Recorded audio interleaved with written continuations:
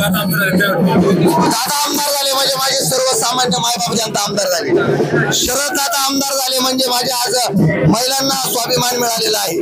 शरद दादा आमदार झाले म्हणजे माझ्या गोरगरिबांना न्याय मिळालेला आहे. आणि शरद दादा आमदार झाले म्हणजे माझ्या शेतकऱ्यांचा आमदार झालेला आहे. माझ्या सर्वसामान्यांचा आमदार झालेला आहे. माझ्या सर्वसामान्य मायबाप जनतेचा आमदार झालेला आहे. आणि ही मायबाप जनता अक्षरशः 5 वर्ष वाट बघत होते.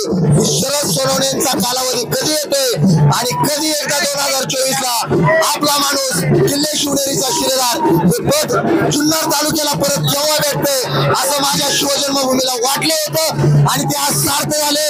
तुम्ही सगळीकडे कॅमेरा फिरवा ही गर्दी पाहू शकता. ही फक्त सर्वसामान्यांची गर्दी आहे.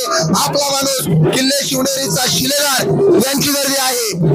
माझ्या तमाम मायबाप जनतेमध्ये खऱ्या अर्थानं शिवजन्मभूमीमध्ये आज जर शिवजन्मभूमीला खरा न्याय जर मिळाला असेल तर तो शरद दादा सोनवणे आपला माणूस किल्ले शिवनेरीचे शिलेदार हे आमदार झाल्यामुळे पुढे आज सर्वसामान्य मायबाप जनता खऱ्या अर्थानं आनंदी आहे.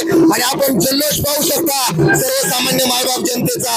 प्रत्येक मायबाप जनतेला वाटत आहे की आम्ही काय जिंकले तर किल्ले शिवनेरीचा शिलेदार आपला माणूस ही पदवी पुन्हा एकदा 2024 मध्ये सर्वसामान्य मायबापने जनतेने जिंकलेली आहे.